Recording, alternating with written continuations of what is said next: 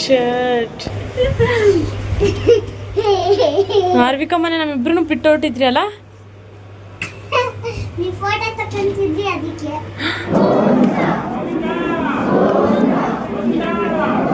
1:30 ಆಗಿದೆ. ನಾವು ಹೌದು 1:30 ಮಾರ್ನಿಂಗ್ ಆಗುತ್ತೆ.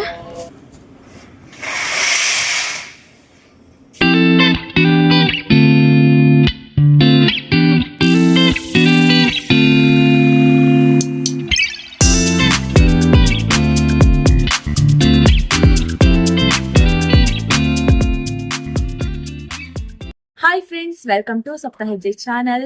ಇವತ್ತು ನಾವು ತಿರುಪತಿಗೆ ಹೋಗ್ತಾ ಇದ್ದೀವಿ. ನೀವೇನಾದ್ರೂ ಫಸ್ಟ್ ಟೈಮ್ ತಿರುಪತಿಗೆ ಹೋಗ್ತಾ ಇದ್ರೆ ನನ್ನ ಈ ವಿಡಿಯೋವನ್ನ ಕಂಪ್ಲೀಟ್ ಆಗಿ ನೋಡಿ. ತಿರುಪತಿಯಲ್ಲಿ ದೇವರ ದರ್ಶನಕ್ಕೆ ಹೇಗೆ ಬುಕ್ ಮಾಡಿದ್ವಿ, ಹಾಗೆ ರೂಮ್ಗಳು ಕೂಡ ಹೇಗೆ ಬುಕ್ ಮಾಡಿದ್ವಿ, ಜೊತೆಗೆ ನಮ್ಮ ಈ ತಿರುಪತಿಯ ಜರ್ನಿ ಹೇಗಿತ್ತು ಅಂತ ಹೇಳಿ ನೋಡ್ಬೇಕು ಅಂತ ಇಷ್ಟ ಇದ್ರೆ ನನ್ನ ಈ ವಿಡಿಯೋವನ್ನ ಕಂಪ್ಲೀಟ್ ಆಗಿ ನೋಡಿ. ಅದಕ್ಕಿಂತ ಮುಂಚೆ ನೀವಿನ್ನು ನನ್ನ ಚಾನಲ್ ನ ಸಬ್ಸ್ಕ್ರೈಬ್ ಮಾಡಿಲ್ಲ ಅಂದ್ರೆ ದಯವಿಟ್ಟು ನನ್ನ ಚಾನಲ್ ನ ಸಬ್ಸ್ಕ್ರೈಬ್ ಮಾಡಿ, ಹಾಗೆ ಲೈಕ್ ಮಾಡಿ, ಶೇರ್ ಮಾಡಿ, ಮಿಸ್ ಮಾಡದೆ ನಿಮ್ಮ ಅಭಿಪ್ರಾಯವನ್ನ ಕಮೆಂಟ್ ಮಾಡಿ.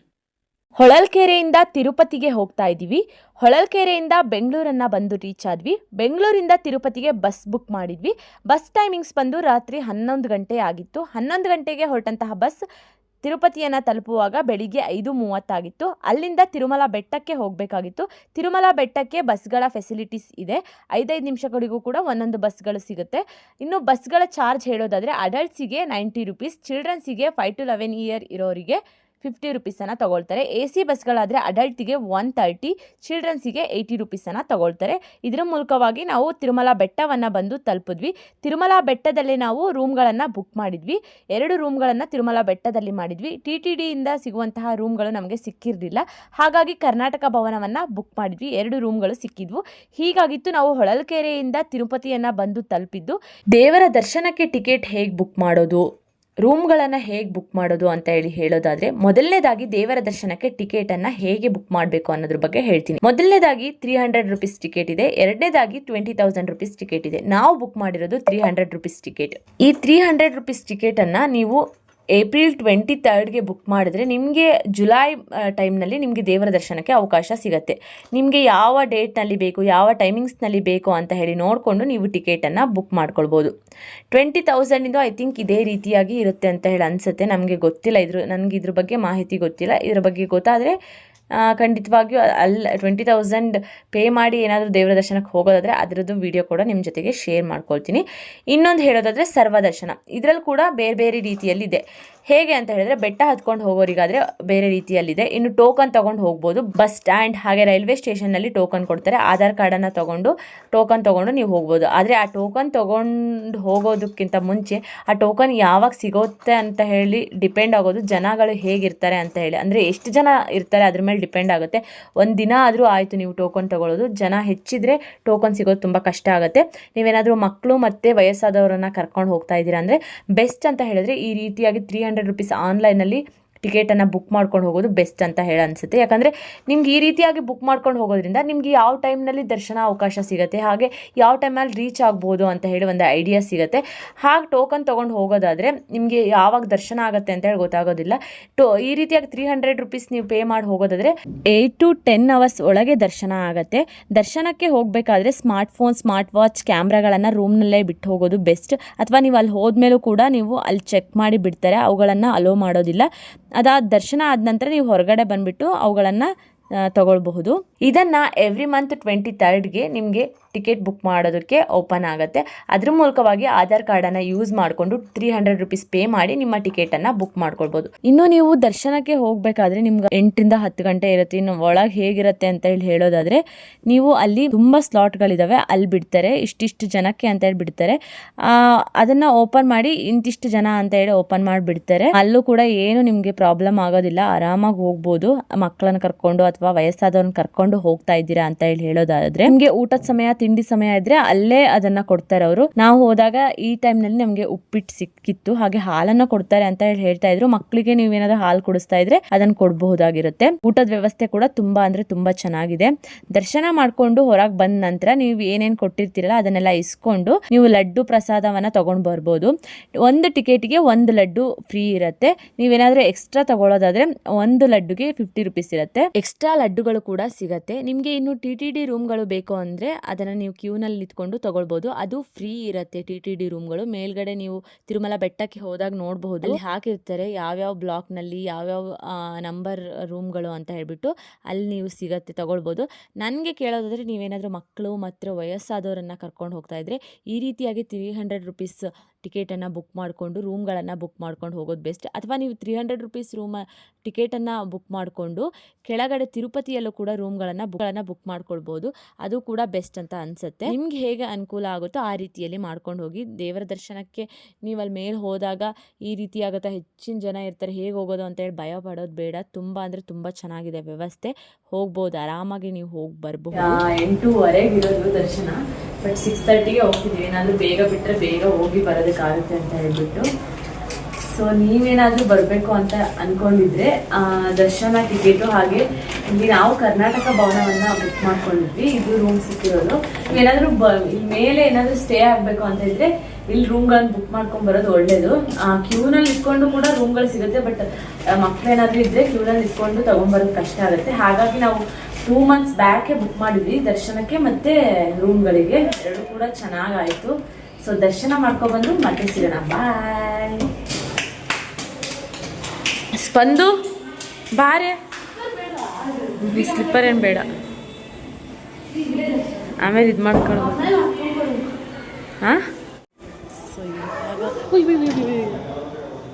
ಶರ್ಟ್ ಆರ್ವಿಕಮ್ಮನೆ ನಮ್ಮಿಬ್ರು ಬಿಟ್ಟು ಹೊಟ್ಟಿದ್ರಿ ಅಲ್ಲ.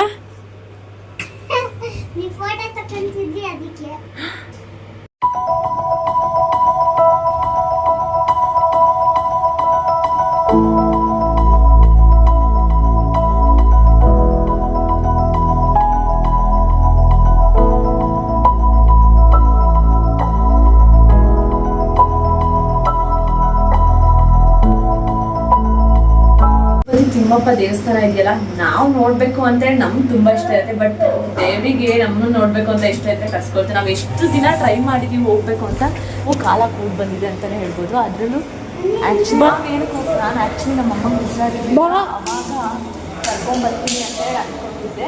ಇವತ್ತು ಅದಕ್ಕೆ ಕರ್ಕೊಂಡು ನಮ್ಮ ಅಮ್ಮನ ಸಿಂಚಸ್ ಬಂದು ಅದಕ್ಕೆ ಇವರು ಒಂದು ಫೋನ್ ಅದಿಲ್ಲ, ಹಾಗಾಗಿ ಫೋನ್ ರೂಮಲ್ಲೇ ಇಟ್ಟು ಹೋಗೋಣ ಬೇಡ, ಹಾಗೆ ಮರ್ತಿ ತಗೊಂಡು ಹೋಗ್ತಿದ್ದೆ.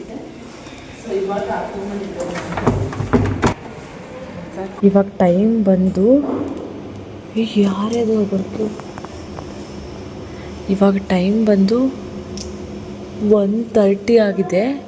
ಇವಾಗ ದೇವಸ್ಥಾನದ ಹತ್ರ ಹೋಗೋಣ ಅಂತ ಹೇಳಿ ಹೊರಟಿದ್ದೀವಿ. 1:30 ಆಗಿದೆ. ನಾವು ಸಿಂಚೂಸ್ ಬಂದು 3 ಜನನೇ ಹೋಗ್ತಾ ಇದ್ದೀವಿ. ದೇವಸ್ಥಾನದಲ್ಲಿ ಹೋಗಿ ಸ್ವಲ್ಪ ಹೊತ್ತು ಕುತ್ಕೊಂಡು ಬರೋಣ ಅಂತ. ಇದು ಕರ್ನಾಟಕ ಭವನ ಐಹೊಳೆ, ಇದರಲ್ಲಿ ನಮಗೆ ಸಿಕ್ಕಿತ್ತು. ಇನ್ನು ಅಲ್ಲಿ ಹಂಪಿ ಅಂತ ಇದೆ, ಇಲ್ಲೂ ಕೂಡ ಇನ್ನೂ ಮಾಡ್ತಾ ಇದ್ದಾರೆ. ಆ್ಯಕ್ಚುಲಿ ನಮಗೆ ರೂಮ್ ಸಿಕ್ಕಿರೋದು ಟೆಂಪಲ್ ಬ್ಯಾಕ್ ಸೈಡ್ನಲ್ಲೇ ಸಿಕ್ಕಿದೆ. ಇದು ಕರ್ನಾಟಕ ಭವನ. ಹೀಗೆ ದರ್ಶನ ಇತ್ತು, ಆದರೆ ನಾವು ಹೋಗಿದ್ದು 6:30ಗೆ ಒಳಗೆ ಬಿಡ್ತಾರೆ. ನೀವೇನಾದರೂ ನಿಮ್ಮದು ಸ್ವಲ್ಪ ಲೇಟಾಗಿದ್ದರೆ ಸ್ವಲ್ಪ ಬೇಗ ಹೋದರೆ ಎಂಟ್ರಿ ಇದೆ ಕೊಟ್ಟಿದ್ರು. ಸೊ ನಾವು ಹಾಗಾಗಿ ಸ್ವಲ್ಪ ಬೇಗ ಹೋಗಿದ್ದಕ್ಕೆ 1 ಗಂಟೆ ಆಗಿತ್ತು ಅಂತ ಅನಿಸುತ್ತೆ. ನಾವು ಹೊರಗೆ ಬರ್ತಾ ದರ್ಶನ ಎಲ್ಲ ಮುಗಿಸ್ಕೊಂಡು, ಸೊ 1 ಗಂಟೆಗೆ ಬಂದು ಮತ್ತೆ ಸ್ವಲ್ಪ ಎಲ್ಲಾದರೂ ಹೋಗಿ ದೇವಸ್ಥಾನ ಹೊರಗಡೆ ಫ್ರಂಟಿಂದ ನಾವು ನೋಡ್ಕೊಂಬರಲಿಲ್ಲ. ಹಿಂಗೆ ದರ್ಶನಕ್ಕೆ ಹೋಗಿ ಹಿಂಗೆ ಸೈಡಿಂದ ಬಂದುಬಿಟ್ವಿ. ಹಾಗಾಗಿ ಹೋಗೋಣ ಅಂತೇಳಿ ಹೋಗ್ತಾ ಇದ್ದೀವಿ.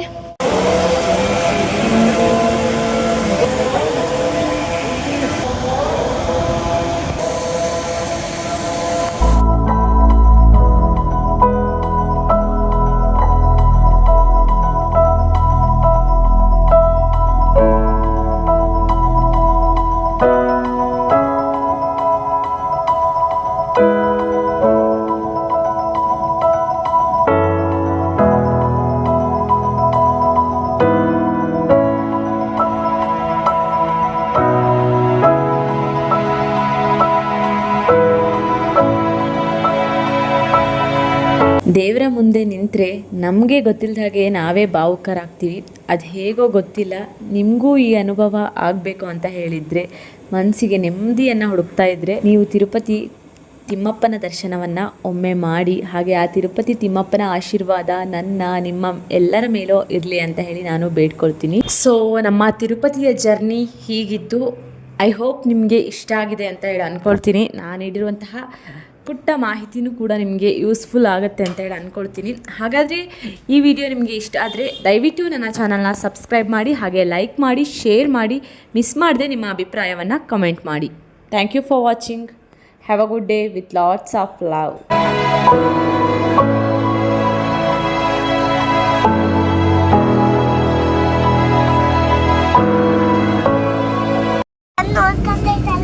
ಯಾರಿಗೆ ಯಾರಿಗೆ ಓದ್ಕೊಂಡಿದೆ ಕಣ್ಣು? ಜಿಗ ಅದೆಲ್ಲ ಆದ್ರೆ ನಮ್ಗೆ ಹೃದಯ ಅದು ಬ್ಲ್ಯಾಕ್. ಏನೋ ಬ್ಲ್ಯಾಕ್. ನೀನು? ನಾನು ವೈಟ್. ಮಾನ್ಯ ಬ್ರೌನು. ಓಹೋ ಆದ್ರೆ